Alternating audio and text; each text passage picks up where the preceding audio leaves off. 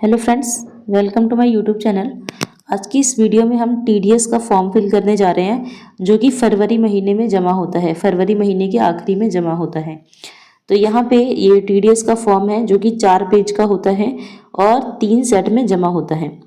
सबसे पहला पेज ये दिया हुआ है। यहाँ पे आपको जो भी नाम है, मतलब जिस व्यक्ति का टीडीएस का फॉर्म जमा हो रहा है उसे अपना नाम लिखना है।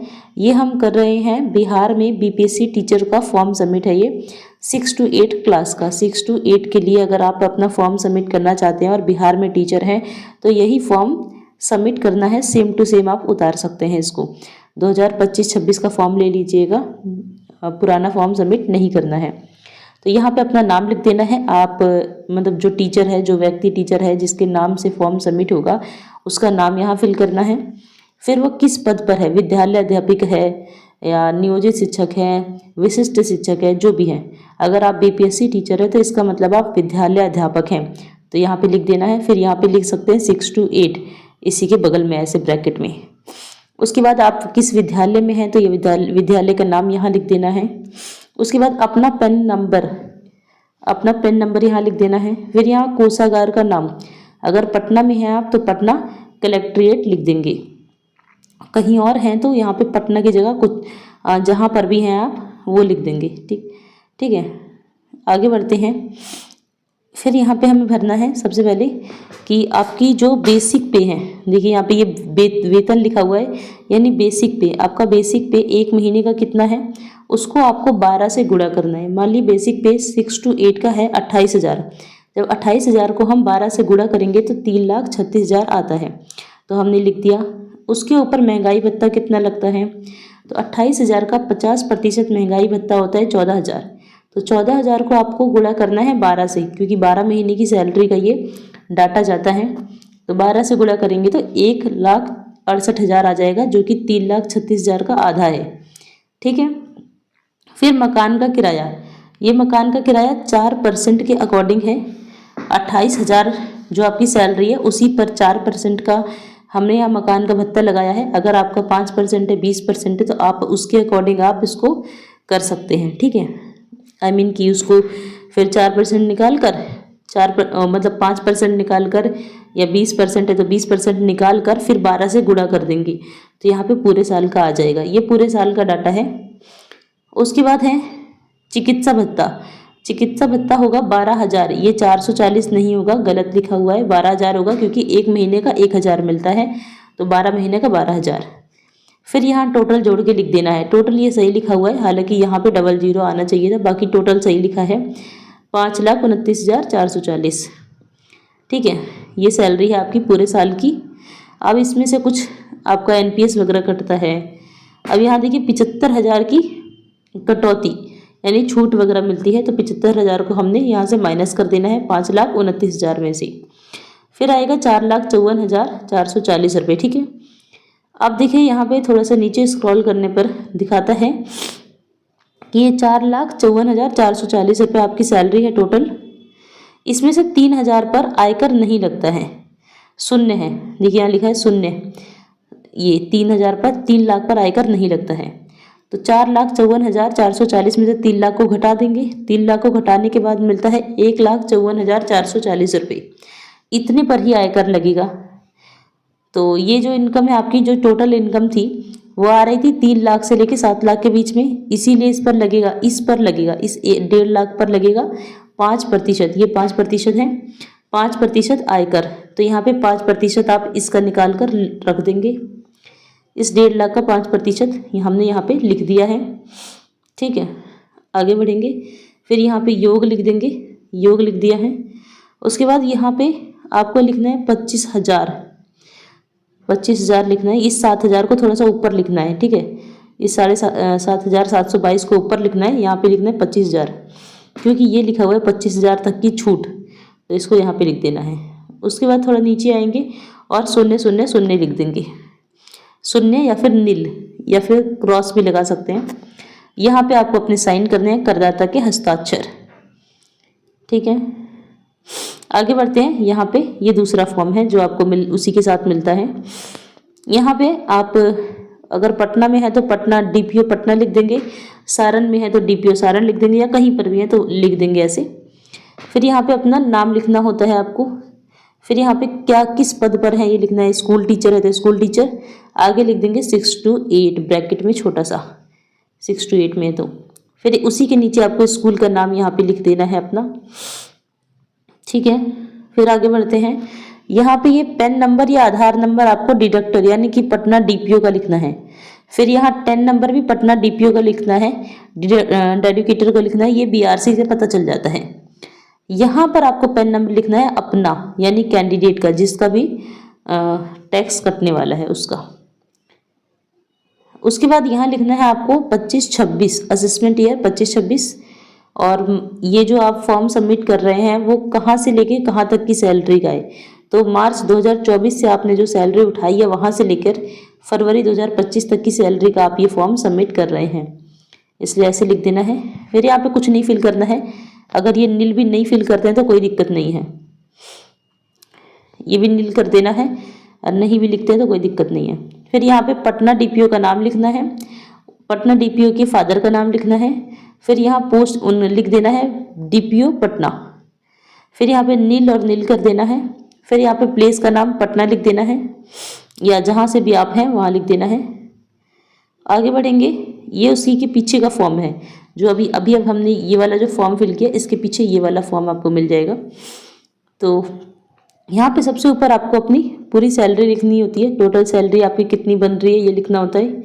यहाँ पर भी वही लिखना होता है, टोटल सैलरी, टोटल यहाँ पे देखिए लिखा है टोटल, ठीक है। बाकी खाली छोड़ देंगे। उसके बाद नीचे आएंगे, ये पूरा खाली छोड़ देंगे। फिर यहाँ पर आना है, ये 3 नंबर पर देखिए, 3 नंबर पर आए, यहाँ पे लिखा है total amount of salary received from current employer. तो टोटल अमाउंट ऑफ सैलरी फिर से यहाँ लिख देनी है 5,29,440।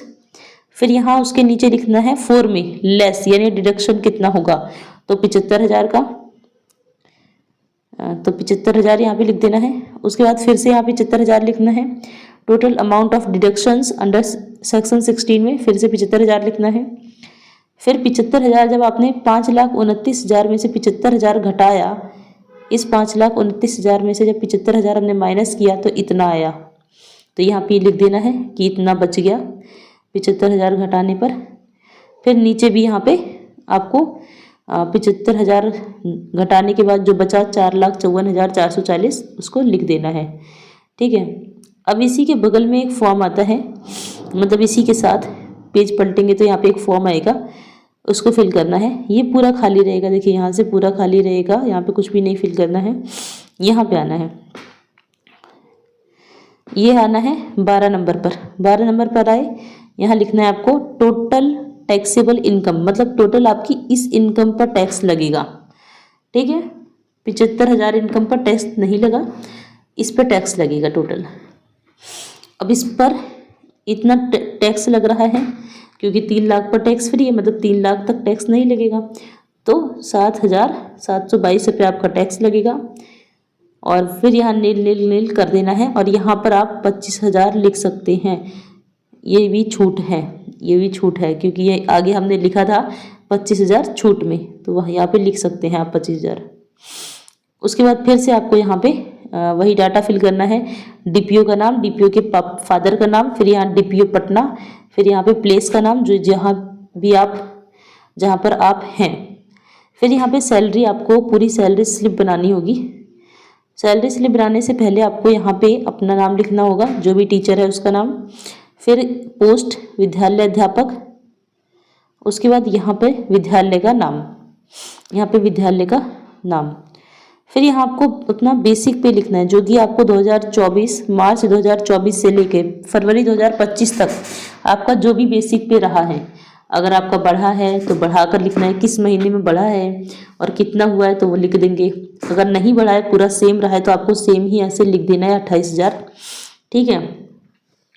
उसके बाद 14,000 इस पर महंगाई भत्ता लगा यानी डीए पर मंथ 14,000 लगा है। फिर मकान का किराया है 4% के अकॉर्डिंग। अगर आपका मकान का किराया ज़्यादा है, 4% से ज़्यादा है, 5% है, 7% है, 20% है, तो आप इस 28,000 का 28,000 पर ही निकालेंगे मकान का किराया, ठीक है। तो यहाँ पे 4% के अकॉर्डिंग इतना आ रहा है, 20% के अकॉर्डिंग कुछ और आएगा, तो आप इसके ऊपर निकाल कर फिर लिख देंगे। 1000 चिकित्सा भत्ता, ये सेम ही रहता है, 1000 रहता है। फिर इन चारों को जोड़ेंगे, इन चारों को जोड़ने के बाद टोटल ये आएगा, ये अमाउंट आएगा टोटल। आपका चेंज भी हो सकता है, अगर आपका HRA चेंज होता है तो, मकान का किराया चेंज होता है तो आपका ये टोटल चेंज हो सकता है। इसमें से उसके बाद फिर NPS कटता है। NPS आपका कटता है इस बेसिक और महंगाई भत्ता, सिर्फ इन दोनों को जोड़कर आपको इनका 10% निकालना है। इन दोनों का जो 10% होगा वही यहाँ पर आएगा, यहाँ पर, क्योंकि वही NPS में कटता है। ठीक है, फिल कर देंगे। इन दोनों को जब हम जोड़ेंगे 28,000 और 14,000 को, तो आएगा 42,000। तो 42,000 का 10% हमने लिखा यहाँ पे 4200। फिर 30 रुपये आपका करता है GIC। उसके बाद यहाँ पे दोनों को ब्लैंक कर देंगे ऐसे ऐसे। ये 1000 रुपये आपका सितंबर के महीने में कटता है। ठीक है, देखिए यहाँ पे सितंबर के महीने में कटा हुआ है, ये सितंबर के महीने में इसको लिख भी देना है। ये देखिए सितंबर के महीने में कट हुआ है, इसको लिखना है ऐसे। इसको जब हम लिखेंगे सितंबर के महीने में कटेगा तो ये यहाँ पर जुड़ जाएगा, क्योंकि आपको कटा है तो इसमें जुड़ेगा, ये पूरा जुड़ जाएगा। फिर जुड़ के यहाँ पे बढ़ा देंगे 1000 रुपये, तो 5230 बन जाएगा। और यहाँ सैलरी में से घट जाएगा, क्योंकि सैलरी में से ही कटा है, तो यहाँ पे 38,890 सैलरी हो जाएगी। और बाकी 39,890 सैलरी रहेगी। 4,230 टोटल कटेगा इन दोनों को जोड़कर। पर यहाँ पर थोड़ा चेंज है सितंबर में, इसको ध्यान देंगे। ये तो बन गई आपकी सैलरी स्लिप। एक बार आप पूरी देख सकते हैं इस तरह से, ये देखिए। फिर आपको नीचे लिखना है टोटल। इस पूरे को जोड़कर टोटल यहाँ लिख देना है, इस पूरे को जोड़कर टोटल यहाँ लिख देना है, इस पूरे को जोड़कर टोटल यहाँ आ जाएगा, इस सबको जोड़कर टोटल यहाँ आ जाएगा 12,000। फिर इस सबको जोड़कर टोटल यहाँ आ जाएगा 5,29,440। फिर आ जाएगा इस सबको जोड़कर 50,400। और फिर यहाँ इस सबको जोड़कर आ जाएगा 3,360 रुपये। फिर यहाँ पे 1000 रुपये है तो 1000। फिर यहाँ पे इन सबको जोड़ के आएगा 51,760 रुपये। फिर इस पूरी सैलरी को जोड़कर यहाँ पे आएगा 4,77,680 रुपये।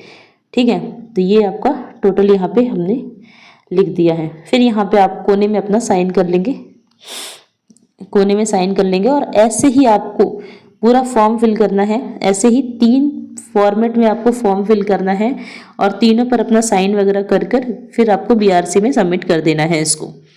तो ये था हमारा TDS का फॉर्म BPSC टीचर्स के लिए 6 to 8 के लिए। अगर आप 9th-10th में है या 1st to 5th में है तो अपनी सैलरी के अकॉर्डिंग आप ऐसी ही स्लिप तैयार कर सकते हैं। ठीक है, देखने के लिए धन्यवाद। वीडियो अच्छी लगे तो लाइक, सब्सक्राइब एंड कमेंट जरूर करें।